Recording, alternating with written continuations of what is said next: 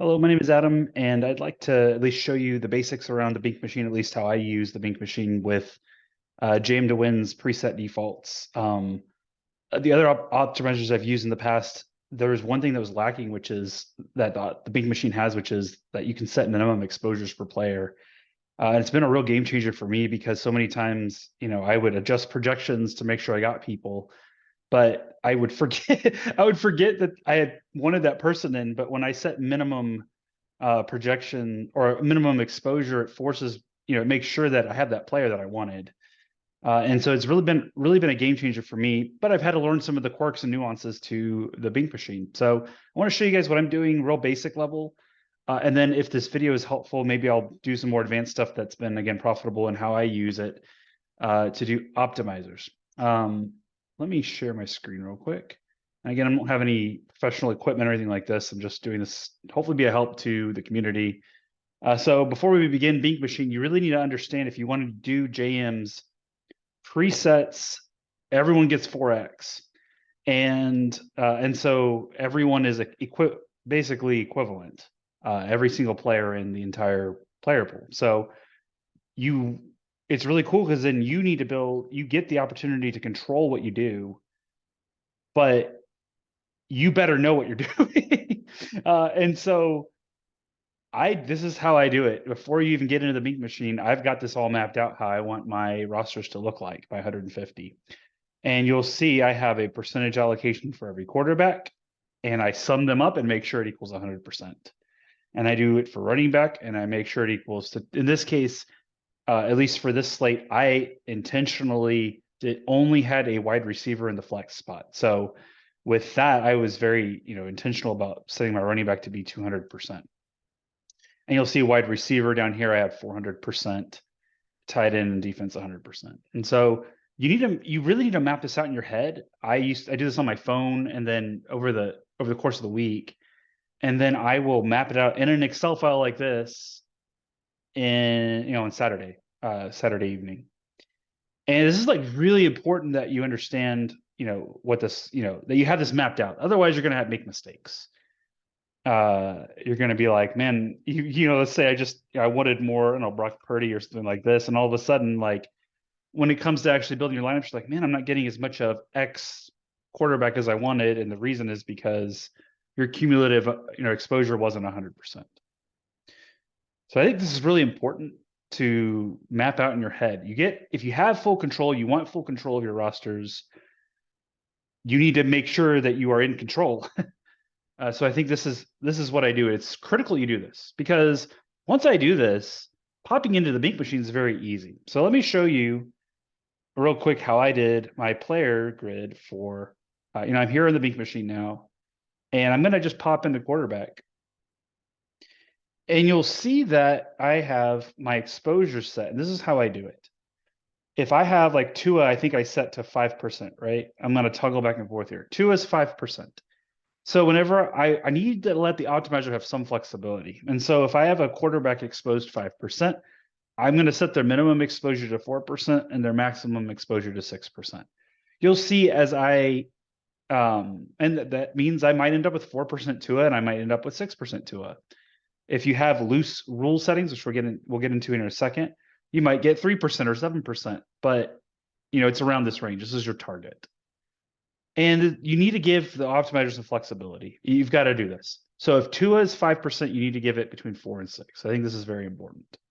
For any player that has a high amount of exposure, you need to broaden the range of outcomes for that exposure. So for instance, on Justin Fields, which was an absolute bust because he got injured, that's fine, whatever. Justin Fields, I had 35% exposure. And so my range is between 31 and 35. You'll see 35 is right in the middle, or 31 and 39. 35 is like right in the middle between those two numbers. So I'm giving myself flexibility, knowing full well I might end up with 31% Justin Fields. I might end up with 39% Justin Fields. That's fine. And so I do this for all of them. Once I've calculated this, you'll see I did this for, these are my quarterback exposures. They match what I have in my Excel, like Ritter and Minshew. This was actually a strategy I played, which worked out for the Ritter stacks. Again, 15%. I kind of did 12 and 16, gave it a little bit more on the 14% side. 14 is right in the middle here. This is really important. Like, you need to do this for every single one of your players. Once you've established what your exposures to them want, what you want them to be. You'll see this. I do the same thing for running back. It's exactly the same. Like, once I've set my numbers in my head on the Excel file, like I think I had most there 40% exposure. So I gave myself a large range. You've got to do this. Like, you really have to do this. Otherwise, the optimizer is not going to have leniency to work with. You've got to give it these ranges.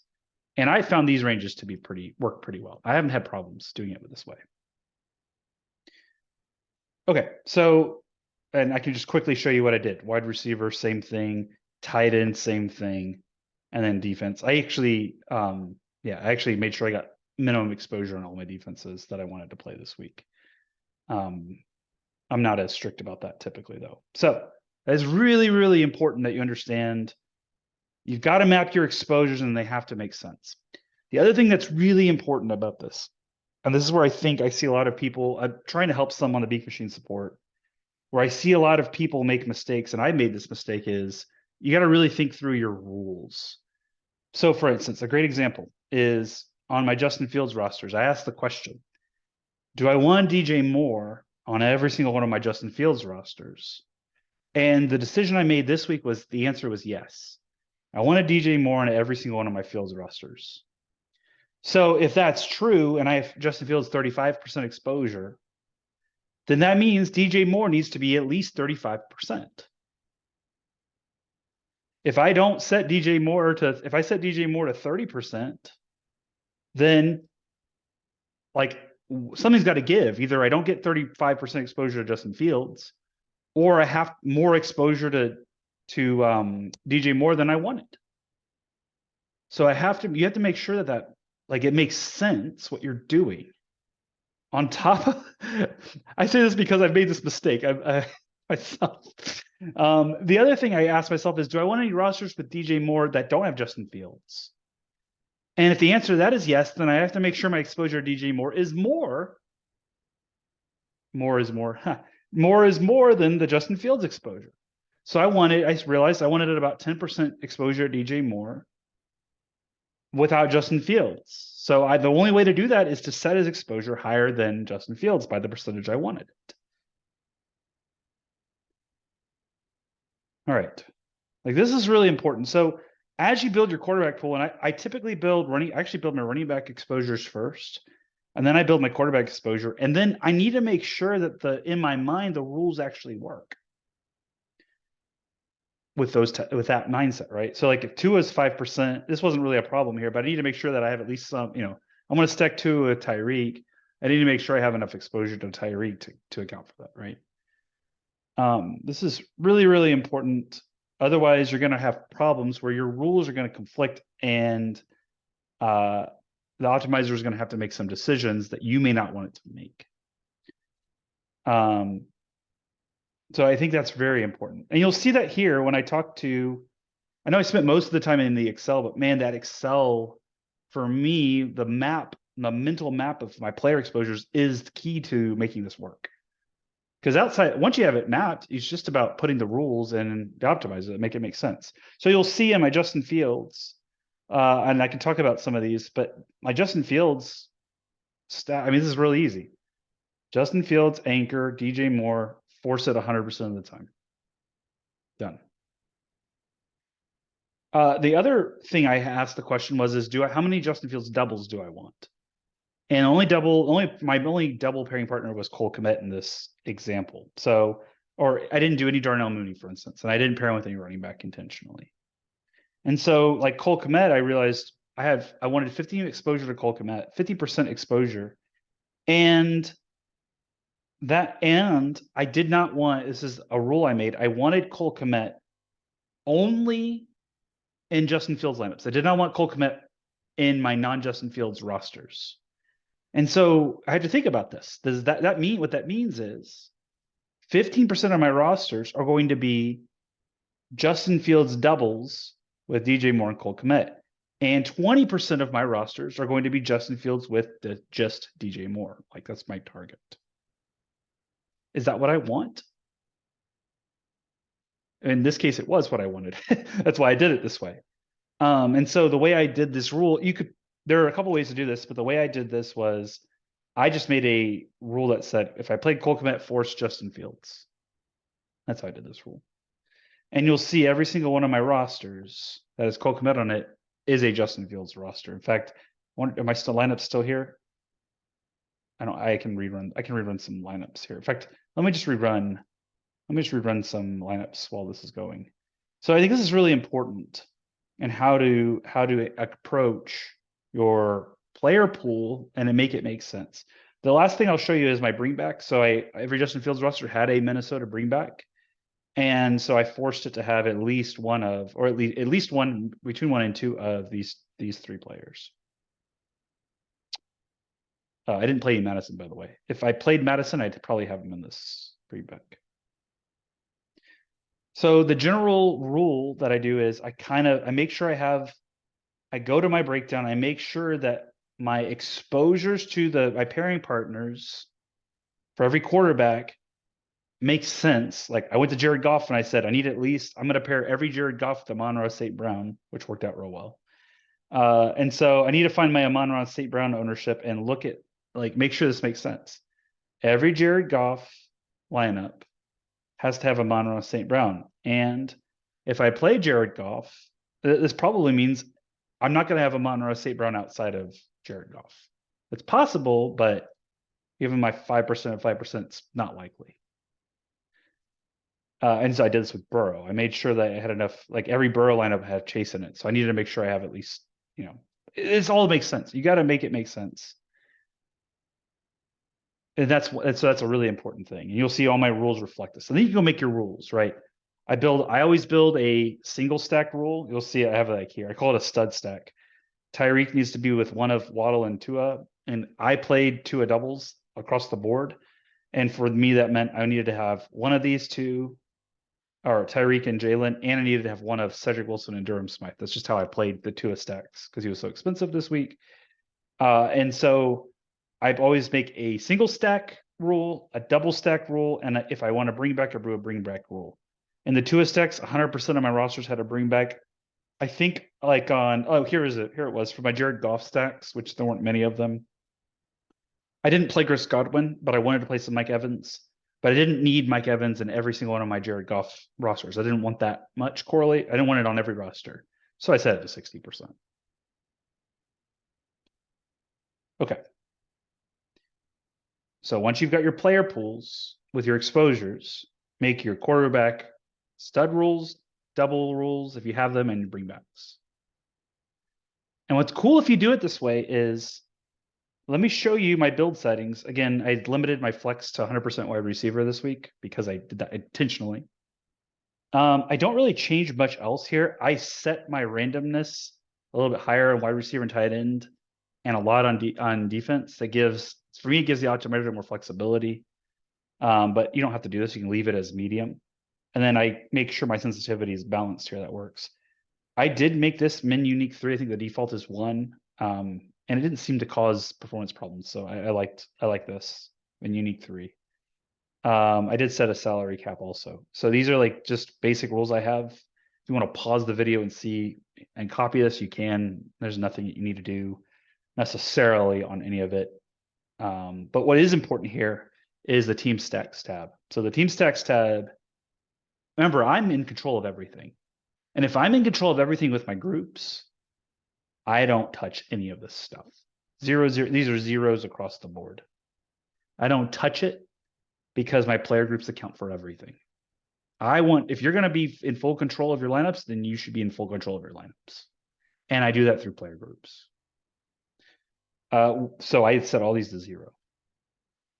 Notice another thing I do is I make sure I uncheck the running back in the stacks for almost all of them. I think I only allowed it for San Francisco, in this week. It makes sense with like Chargers. It makes sense if you want to do like New Orleans stacks with Kamara or something like that. And this week I only wanted CMC to be in my Purdy stacks potentially, and no one else. And then I always do this max flex no stack. This is important. I think this defaults to 2. I set this to 1 across the board. And then if I want to do like full game stacks, there's a special way to do this. But like in the Chicago one, I wanted to allow at least potentially 2 Minnesota bringbacks, and so I have to set this to 2. There's some quirky rules you have to do to make this work, but that's another video. So all zeros across the board. Turn off the RB as my stack. That's what I do at least. And then I change this to 1.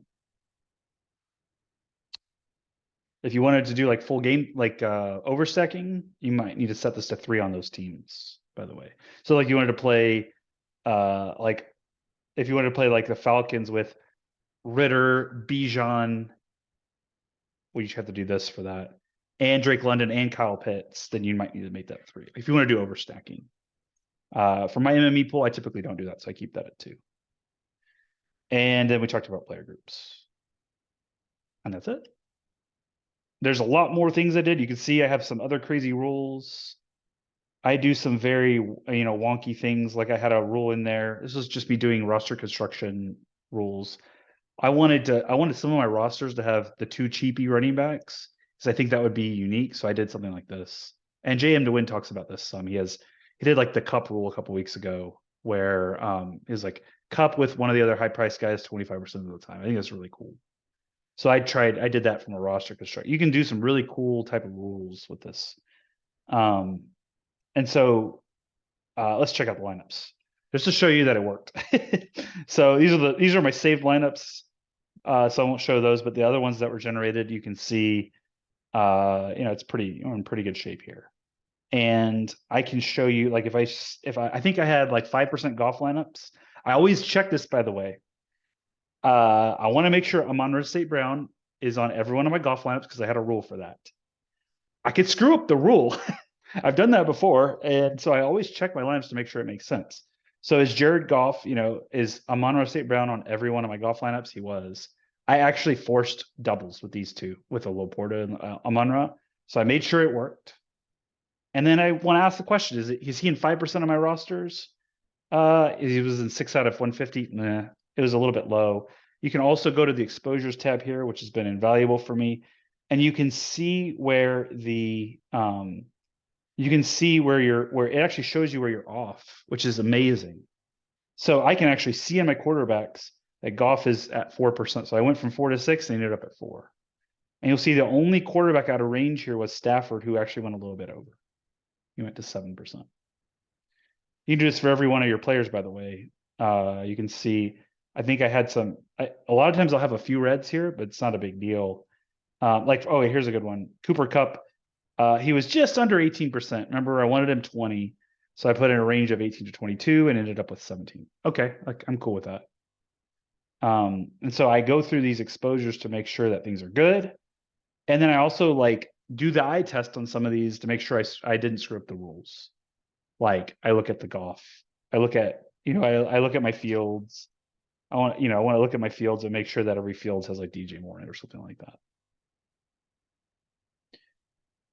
So I hope this video is helpful in seeing basics on how to run things. And if you have problems, shoot me a DM. My name is anewman05 in the Discord. I'd love to try to help you out in my free time. I got a day job and kids and a wife and all that. But in the evenings, especially getting more towards crunch time Friday and Saturday, I'd love to help. So feel free to shoot me a DM in the Discord, and I hope to see you soon. Good luck on their Opto stuff.